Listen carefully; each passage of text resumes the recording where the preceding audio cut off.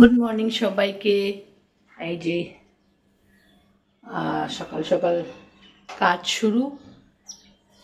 আজকে করব রুটি, তো চলো।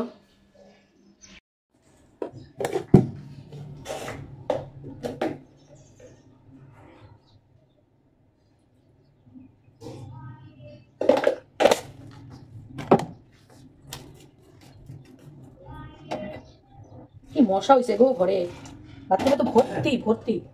এই দেখো এই ঘরে উঠতেছে এত মশা, ধূপকাঠি দিয়েও মানে না। রান্নাঘরে তো ভর্তি, কিন্তু রান্নাঘরে কি হয়, ধূপকাঠি দিলেও না, রান্নাঘরের মশাটা খোলা না জায়গা।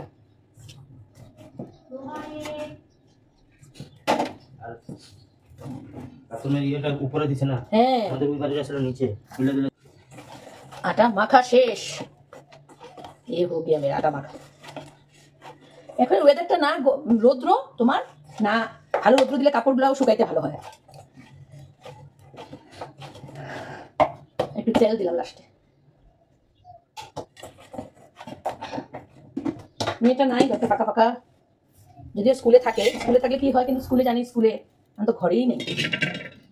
এই ট্যাপটা না জল পড়ার ফলে, এই যে ট্যাপটা জল পড়ার ফলে কি করে, কালকে তোমাদেরকে দেখাইলাম বন্ধ করে রাখি, যে উপরের ট্যাপটা নো ওয়াটার, ও দিকদারি হয়, কিন্তু জল পড়তে থাকলেও ভালো লাগে না।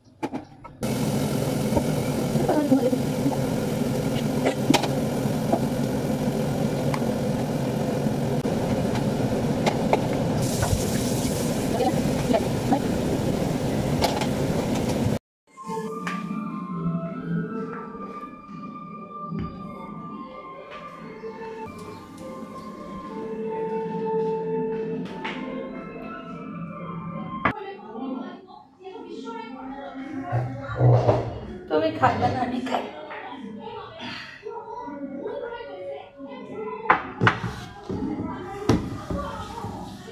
একটা প্লেট আনবা নাকি?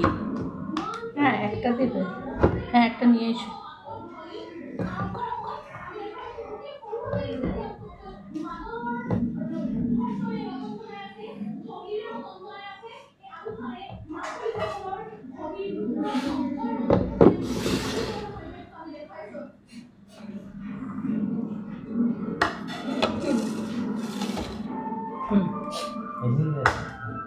এখানে ওদের যাও আগে দিতে, আবার উল্টা পুল্টা যাবে।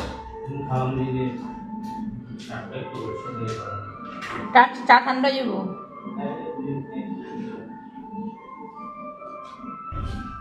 শুকনা রুটি আর এইভাবে চার মধ্যে ডুবকি মেরা মেরা খাওয়ার টেস্টই আলাদা।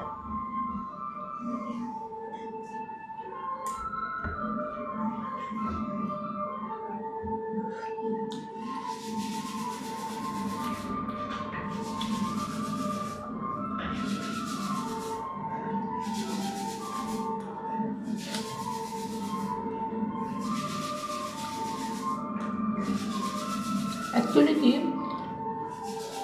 যে কোনো ফিল্ডেই হার্ডওয়ার্কিংয়ের সাথে, হার্ডওয়ার্কিং তো অবশ্যই, কালকে একজন শুনতেছি খুব কাঁদতেছে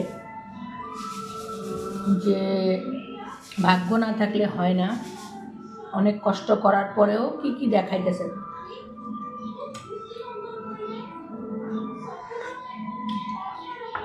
আমি চিনি না, তা আমি কমেন্ট দিলাম যে না না না, তুমি তোমার কর্ম করে যাও, বল তুমি পাইবাই। অনেকবার হয়তো বা অনেকের রেজাল্টটা অনেক দেরি করে হয়, বাট কর্ম আমরা যে বন্ধ করে দিই তাহলে তো আরোই হইব না।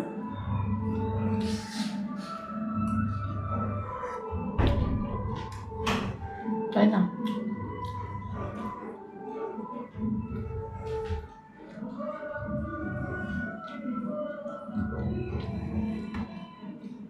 আমি চা খাই, বন্ধ করে তো।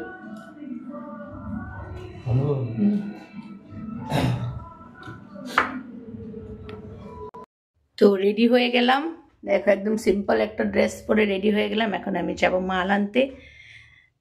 চলো তোমরা সাথে থাকো।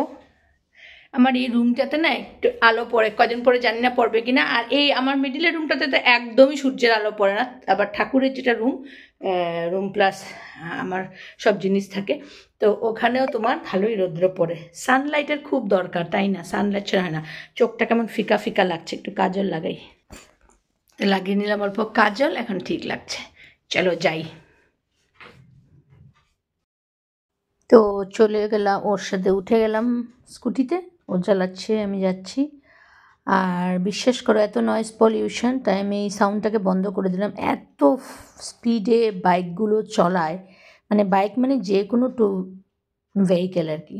আচ্ছা, যেতে যেতে দেখো গণেশ সাই বাবার মন্দিরকে পেয়ে গেলাম। তো এই বলতেছিলাম এত স্পিড চলায়, মানে ভীষণ ভয় লাগে আজকাল। আমি তো স্কুটি চালানো বাদই দিয়েছি, বিকজ এত স্পিড ছেলেরা, মানে কি বলবো আর কি।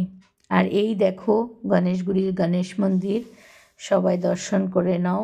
গণেশ মন্দিরটা আমার প্রায়ই দেখা, কারণ আমার দোকানে ওখানে। আর অনেকেই জিজ্ঞেস করো গণেশগুড়ির দোকানটা কোথায়, আমার দোকানটা কোথায়। সো যারা যারা আমাকে জিজ্ঞেস করো তারা যদি আমার এই ভিডিওটা দেখতে পারো, তো এই দেখো গণেশ মন্দিরের ঠিক টার্নিংয়ের রাস্তাটাই, কোনো এদিক ওদিক না গিয়ে এই যে ক্রস রোড বলে একটা ক্যাফে এসে আছে, বার আছে, তারপরের যে নেক্সট গলিটা পাবে এটা হলো পুলিশ, এই যে স্টার সিমেন্টের, এটা হলো পুলিশ স্টেশনের গলি। এই গলিতে গিয়ে 3 নম্বর দোকানটাই আমাদের। তো চলে আসলাম ভেন্ডরে। তো মাল দেখছি এখানের থেকে, তোমার লেগিংস অনেক কিছু এখান থেকে নেওয়া হয়, ছোট ছোট জিনিস, স্টেট প্যান্ট, বিশাল একটা দোকান। তারপরে আমি ঘর থেকে ভেবেছিলাম আজকে পরোটা খাবো। তো আমরা পরোটা খাবার জন্য রেডি হয়ে যাচ্ছে। এক দোকানে গেছিলাম, ওখানে বলছে 40 টাকা। তো গুয়াহাটিতে মোটামুটি সব জায়গায় 20 টাকা 30 টাকা, 40 টাকাটা আমার খুব বেশি লাগে। ঠিক এটা অপোজিটে জানো কত বড় বড় পরোটা, 30 টাকা করে, ভীষণ ভালো পরোটা। ওই ছোলা দিল, সাথে একটা চাটনি, পেঁয়াজ। তো লাঞ্চ আমাদের কাছে এটাই, কারণ আমার ভীষণ ভালো লাগে এরকম স্ট্রিট পরোটা খেতে। যাই না কার কিরকম লাগে, আমার খুব ভালো লাগে। দেখো হেলমেটটা পর্যন্ত আমি খুলি নাই, এত খিদা পেয়েছিল। তো খাচ্ছি, আর সাথে একটা গজাও নিয়েছি, আর ডিম অমলেট নিয়েছি, দুজনে। ডিম অমলেটগুলো 15 টাকা করে, আর এদিকে তোমার 30 টাকা করে পরোটা, আর গজা একটা নিলাম, সাথে জলের বটল। তো খেয়ে চলে আসলাম দোকানে অল্প সময় বসে আবার ঘরে চলে আসলাম। আজকের মতো যাই হোক, ভিডিওটা কেমন লাগলো তোমরা please like, comment and subscribe করতে কেউ ভুলবে না। আমার সাবস্ক্রাইব করবে আমার চ্যানেলকে, আমার পাশে যে থাকবেন অবশ্যই তার পাশে 100,000% থাকবে। Thank you so much. এখানেই রাখছি।